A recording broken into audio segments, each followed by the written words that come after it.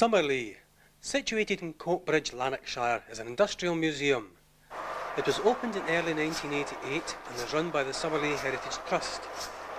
The main building housing many of the exhibits which were once common in the workplace and household environments.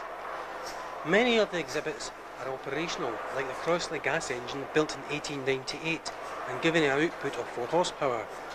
This engine powered milling machines used to grind asbestos until 1978 and was the first serious competitor to the steam engine. The workshop depicts many of the machines required to operate a successful factory, like presses, a large saw, and essential for turning operations, a lathe. These machines took their power via a belt from an overhead shaft, which would be driven by a steam engine or latterly an internal combustion engine. The chemist is typical of shops before the advent of the superstore. Some of the product names on display are still with us today.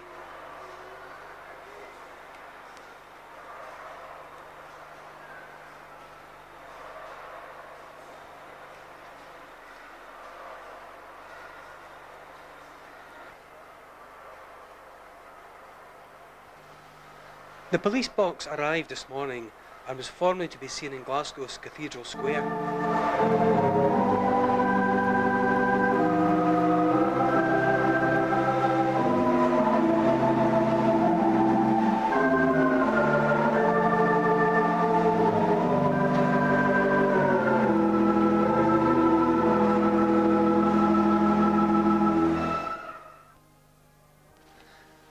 This tram gives a brief history of trams in Lanarkshire. The horse bus is a contemporary of the early trams in our cities. It was built for Glasgow Corporation around the turn of the century and is believed to be the only one of its kind in Scotland. It is awaiting restoration.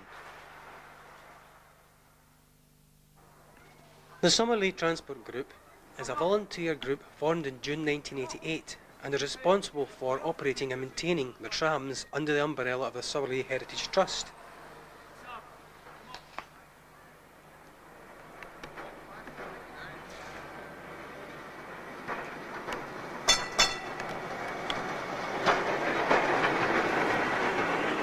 Tram number 225 is a continental car from Austria and was in use up until March 1989, when it was purchased and transported to Summerlee. Number 225, since its arrival, has been in constant use and therefore requires routine maintenance to be carried out during silent hours when the museum is closed to the public. It was recently on such an occasion that the brake shoes were replaced in order to keep the tram in service. Throughout the year, number 225, or Graz as it has been affectionately named after the city from which it originates, carries thousands of passengers around the museum to and from the various exhibits. Good afternoon, ladies and gentlemen, and welcome to Summerlee. This tram that you're on is from the city of Graz in southern Austria. It was built in 1949. It's designed for 16 seated passengers and 50 standing. In its own city of Graz, as is normal practice on the continent, it would tow a trailer, and the trailer would be towed from this end here. This is the trailing end, that is the leading end. Now we have another continental tram here at Summerlee, and it is from Brussels in Belgium. Brussels tram was built in 1959, it's 10 years younger than this one. It's slightly bigger than this one and was originally designed for 18 seated and 60 standing.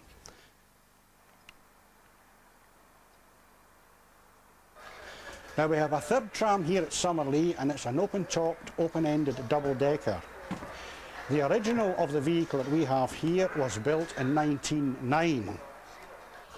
You'll appreciate being open-topped and open-ended is intended for good weather. Now let's hope that we get the good weather to justify all the work that has gone into it.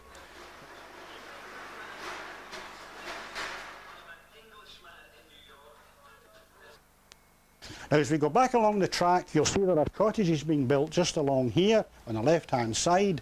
When they are finished, there will be 5 miners' cottages, and they'll represent from the 1850s to the 1970s.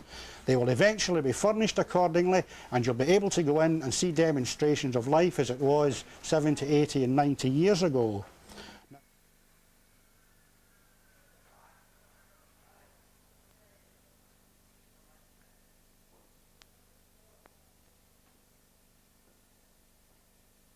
Now right opposite the cottages, you can't see from here but we'll point out to you on the way back, a replica coal mine has been created. It only goes down 20 feet, but the illusion that you're deeper is very good indeed. And as we go further up still, you'll see the big Garrett locomotive. Now that does not belong to a Summerlee, that belongs to Springburn Museum in Glasgow. And it was the second last steam loco built at the North British Locos Works in Springburn. Now we will take you back by the scenic route up to the front gate again, and we thank you for your attention. You'll notice up on that platform at the end, ladies and gentlemen, there's a donation box. Now any money that goes into that donation box goes towards the restoration of the trams. And if anybody has donated or feels like donating, we will thank you very much indeed. And thank you for your attention. And we'll take you back, as I say, to the front gate. Thank you. Indicator panel from Glasgow Corporation's experimental lightweight car 1005 was used in a recent exhibition given by the museum to commemorate the 30th anniversary of the closure of the Glasgow tramway system. Around the depot we can see many items which were used within the Glasgow system.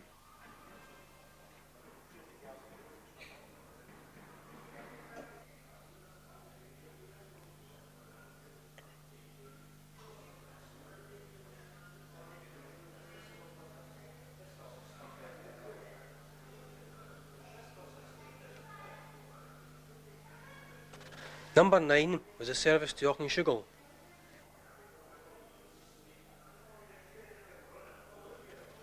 Mark 1 and Mark 2 trams referring to Coronation and Carnarder cars respectively.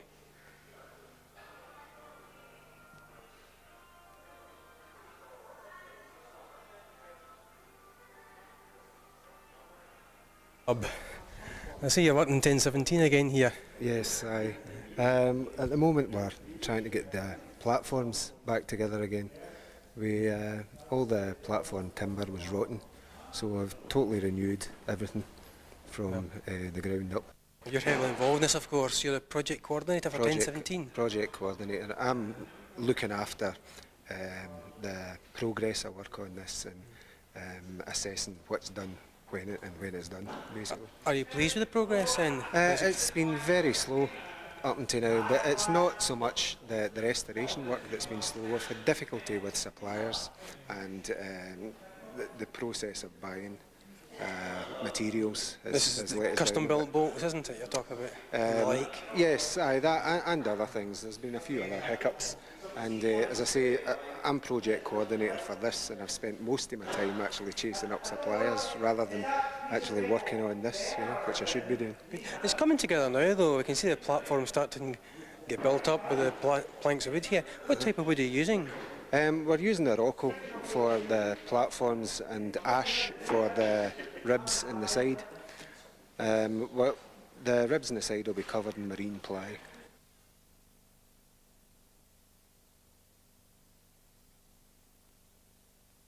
You're doing the front here, and you've done one side. When are you intending starting the other side in the back, or the front? Depends how you look at it. Well, as soon as this is done, really, you know, within the next week or two we'll have the dash finished. Before we, the platform finished. Before we can actually put the dash up, we've got to get the bulkheads fixed up again. So that'll slow things down a wee bit, but as soon as we get the marine ply for the bulkheads, that'll be put in. The dash will be put in, and Douglas there will put in the windows. He's doing the windows. Oh well, we'll catch him later maybe when we get a chance to see how things are going. Anyway, thank you, Rob. I'll see you later. Okay.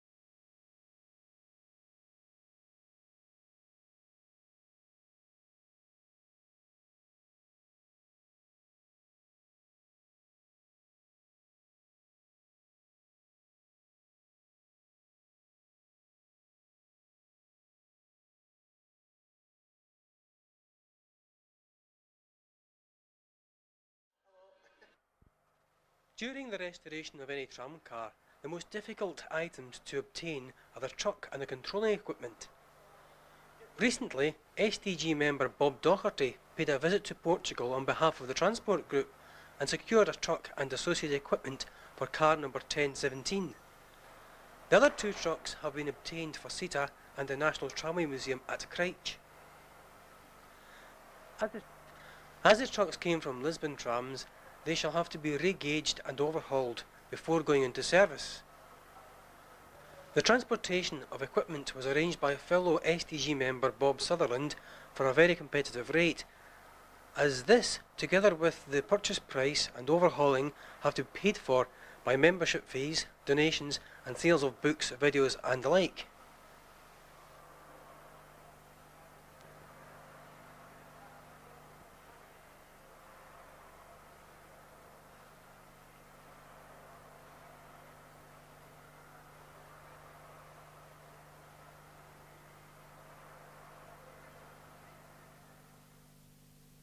During resurfacing work on Barhead last December, a considerable amount of tramway track was discovered. This had simply been covered with tarmac following the closure of the route. The Transport Group were offered the track at the scrap value, which was subsequently purchased and transported here to Summerlee at a cost of £4,000.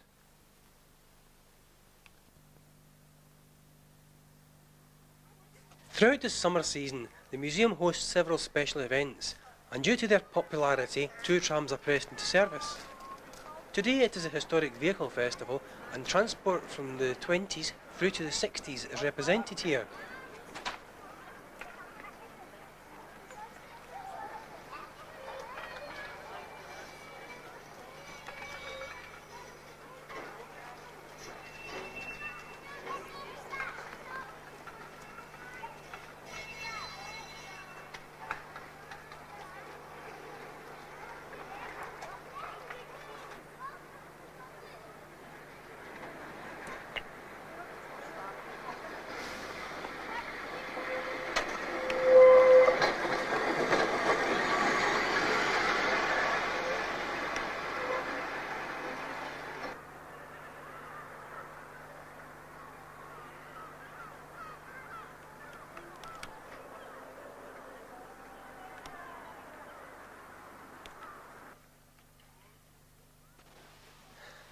The Austin 6 dates from the 1930s and was a large family saloon in its day.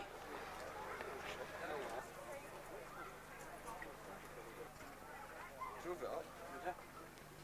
Only used a gallon of oil. This coal lorry was in regular service until recently, when it was acquired and lovingly restored by STG member Douglas Schooler.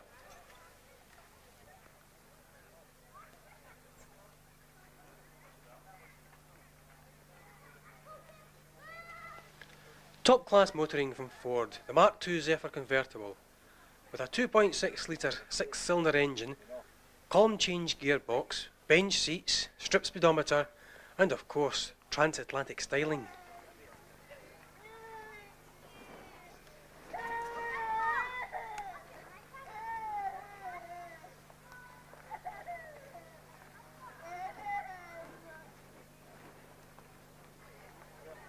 Time for a refreshing break in Summerlee's tea room.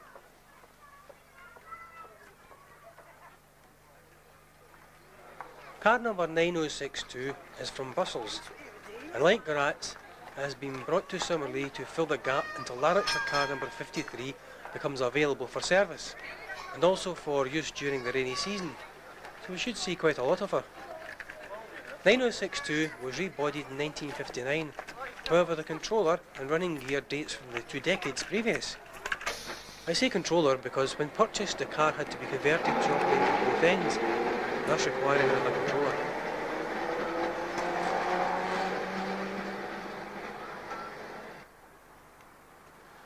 The car has also been treated to a fresh coat of paint before being pressed into service in early 1993.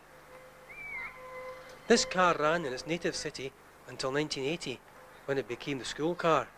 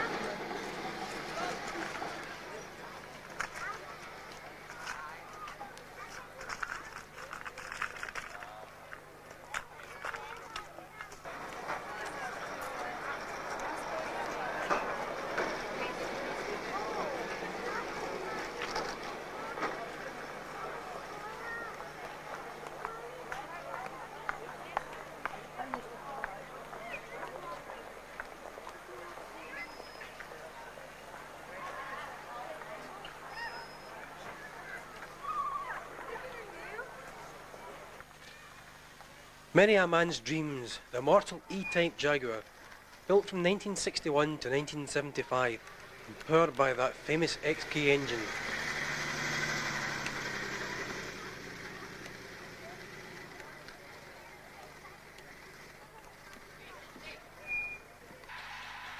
Here you can see several members of the STG painting Lanarkshire car number 53.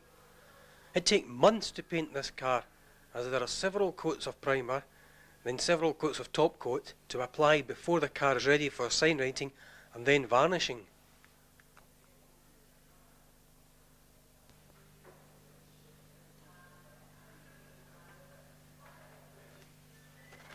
The inside of number 53, as it was during Christmas '92, all the main fittings are in place. However, there are still a lot of fiddly time-consuming tasks to be done.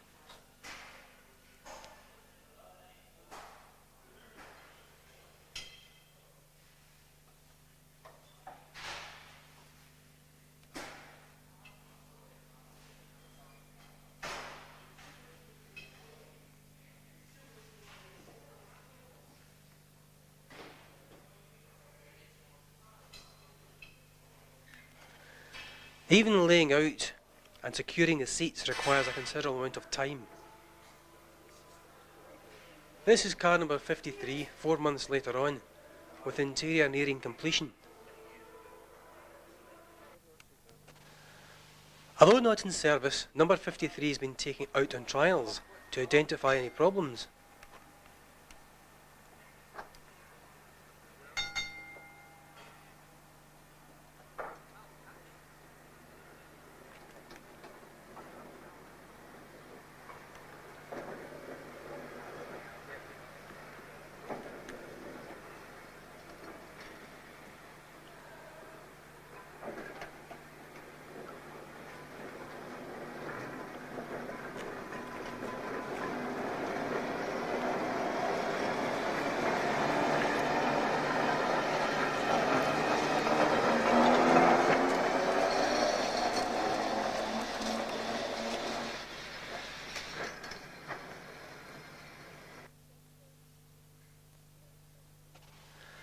This highlights one major fault, in that this is the only car here with a trolley pole, and this was found to be incompatible with the isolator fitted to the overhead and has stripped the safety cutout.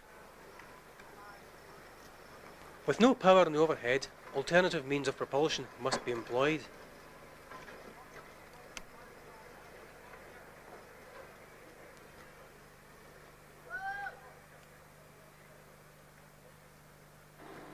With the overhead isolator removed, further trials can now continue. In this scene, STG motorman Bob Sutherland is putting 53 through its paces.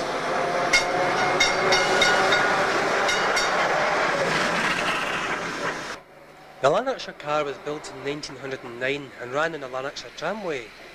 This served Motherwell, Hamilton and Wishaw districts until closure in February 1931.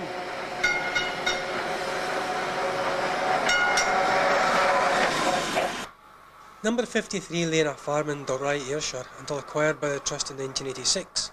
The car was sent to the Scottish Railway Preservation Society at Bowness, where, under a government scheme, the body was rebuilt. Following its return to Summerlee in 1988, the car has been refitted and repainted as closest to the original as possible by the full-time staff of the Summerlee Heritage Trust and members of the Transport Group.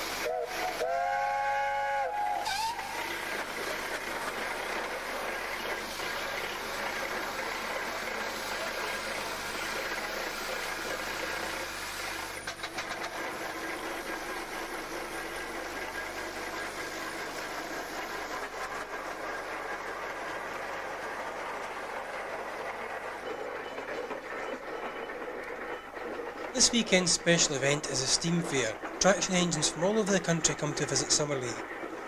However, it is not only traction engines that are visiting. There is a Sentinel steam lorry, dating from the 20s, a steam road roller, once a common sight, and many other small portable engines are present.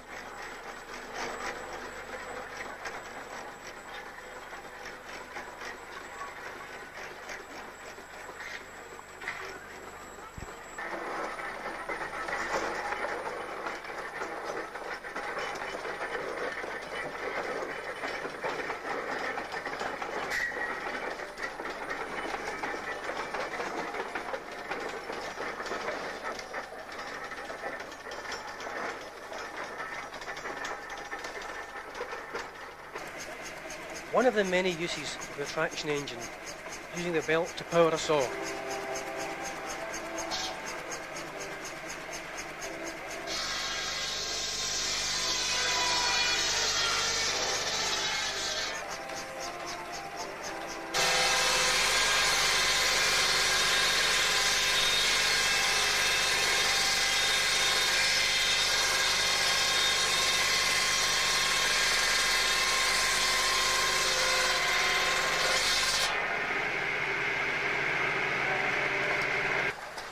The Burrell traction engine was built to a specification for the Stirling Threshing Company and delivered on the 10th of July 1893.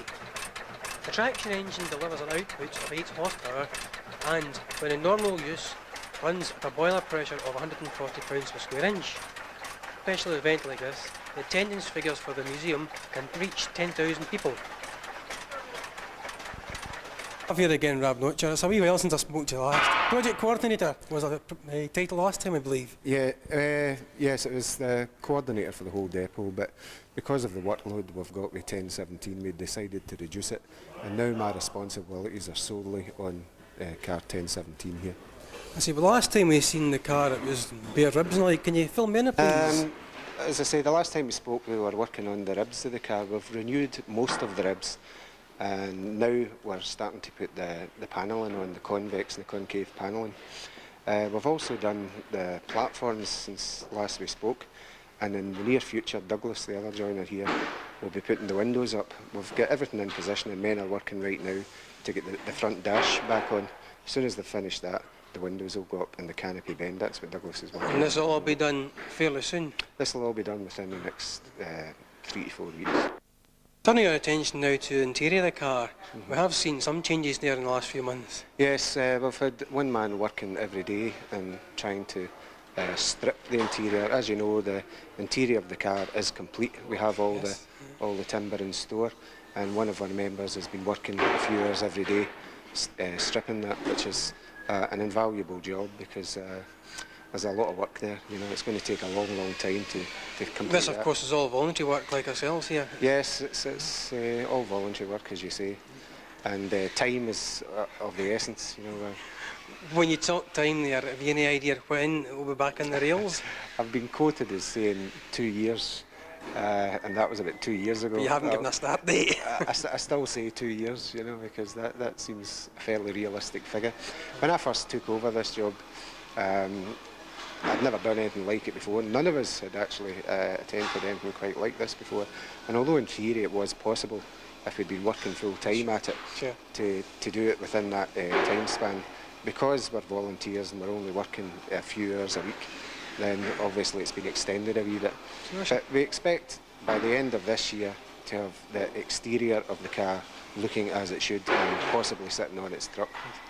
Of course, it's the money involved to get the trucks here and then restore them. Yes, well, that's used up all the funds that we had, is getting and more, getting these trucks here. So we're always looking for new ways of increasing our funds. Of course, these funds, by and large, were by donations on board the cars as they're out in service. On board the cars and from the sales of books, etc. on our stall. We've got a band of members who travel the country. Well, I've taken enough of your time up just now, Rob. Hopefully I'll catch you again in the not too distant future. Right, Thank you very much. Thanks very much.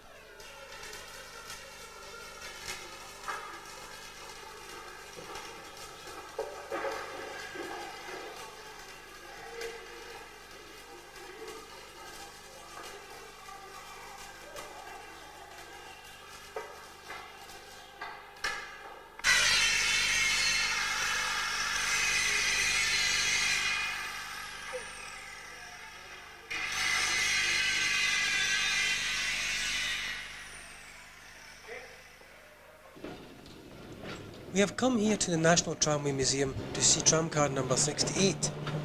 This car was built for the Paisley District Tramway in 1919 and is similar to what car number 1017 at Summerlee would have looked like. On the 1st of August 1923, Glasgow Corporation absorbed the Paisley system and all Paisley cars have 1000 added to their numbers. Number 68 ran in service until 1953 when it was withdrawn and set aside for preservation. In the background is coronation car number 1282. A total number of 150 of these luxury cars were built by Glasgow Corporation at Copla Hill Works.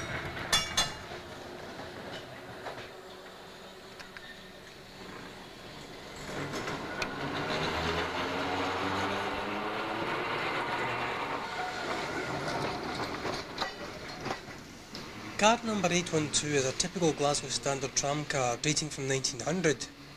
She was withdrawn in 1960 and has covered over 3 million miles. In all, over 1000 standard cars were built. Number 812 is preserved as a yellow car dating from the 1930s.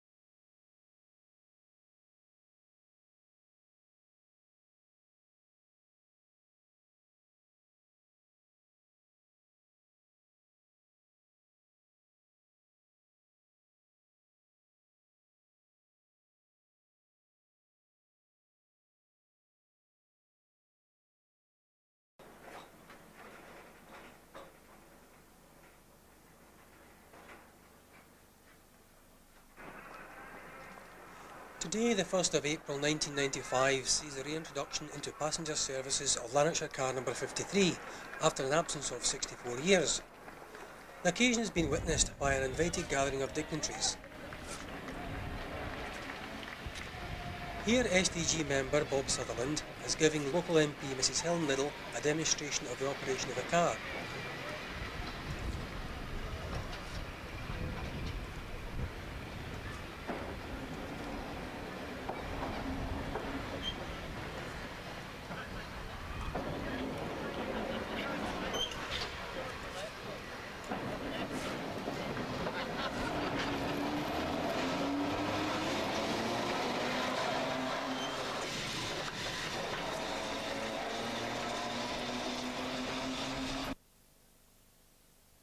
As the museum is open all the year, the staff at Summerlee take the opportunity to decorate Gratz car in accordance with the festive season.